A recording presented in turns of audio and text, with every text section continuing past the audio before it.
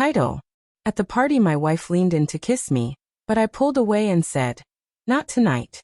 The music thumped low in the background, glasses clinked, and laughter echoed across the crowded living room.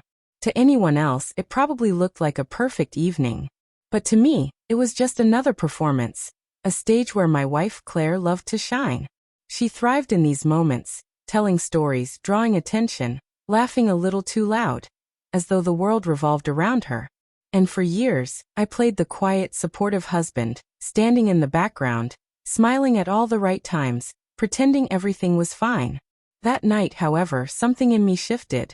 I had noticed the little changes in her over the past months. Her phone suddenly locked with a new password, the late-night work calls that didn't add up, and the subtle coldness in her touch when we were alone.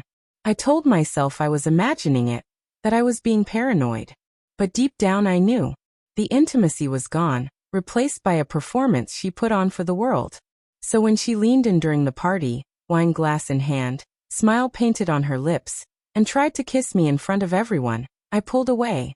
It wasn't dramatic, just a simple, quiet refusal. But in that small gesture, the room seemed to freeze. Her smile faltered, her eyes widened, and for the first time in a long time she looked exposed.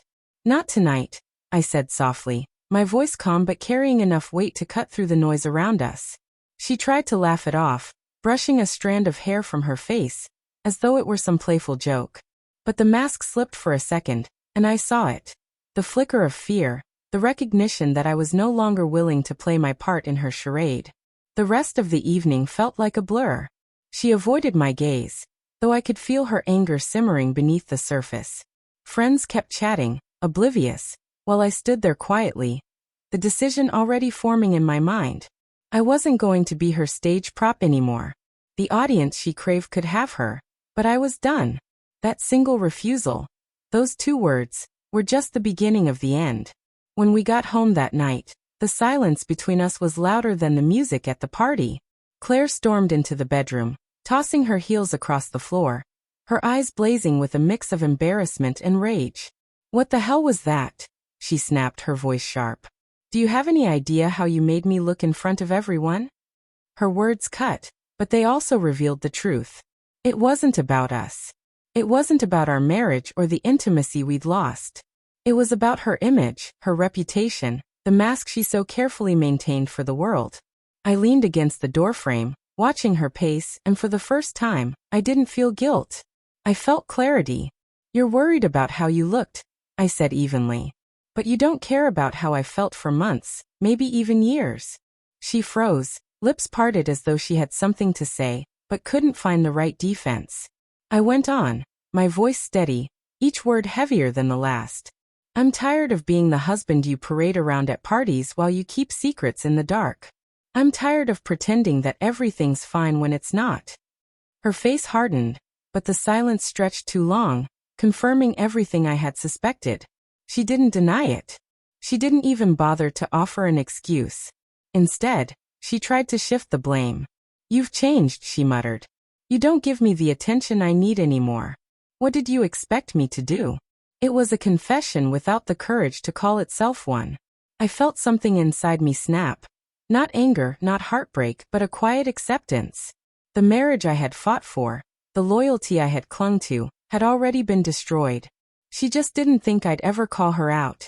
"I expected you to be faithful," I replied, my tone flat. But clearly, that was too much. She turned away, grabbing her phone from the nightstand, her hands trembling slightly. I didn't need to see the messages she was hiding. I already knew the truth. Pulling away at the party wasn't just about a kiss. It was about refusing to play her game anymore. And now, the real unraveling was about to begin. The days that followed were colder than winter itself.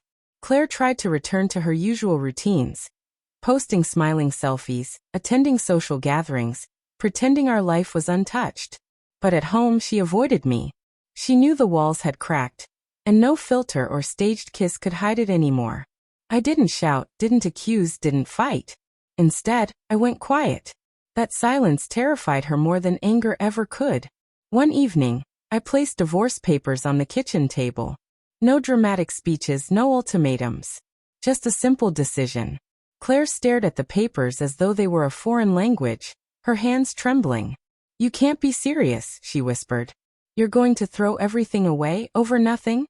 "Nothing," I repeated, meeting her eyes. "You threw everything away the moment you chose lies over love. This marriage ended long before I pulled away at that party.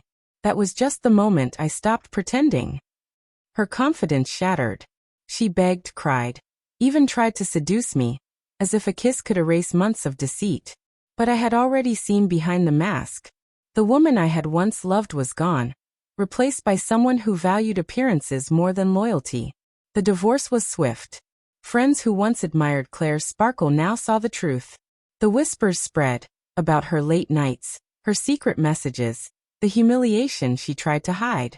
And while she scrambled to salvage her image, I found something far more valuable than her approval: freedom. I moved into a small apartment at first, simple but peaceful. For the first time in years, I could breathe. I reconnected with old friends, focused on my own growth, and slowly rediscovered happiness on my own terms. Every day away from her felt like stepping out of a shadow. As for Claire, her world shrank. The men she thought gave her excitement disappeared when reality set in. The parties grew quieter, the attention faded, and the mask she wore cracked beyond repair. She had lost the one person who had stood by her through everything, and she knew it. Sometimes, the most powerful revenge isn't destruction. It's walking away, leaving them to face the emptiness they created.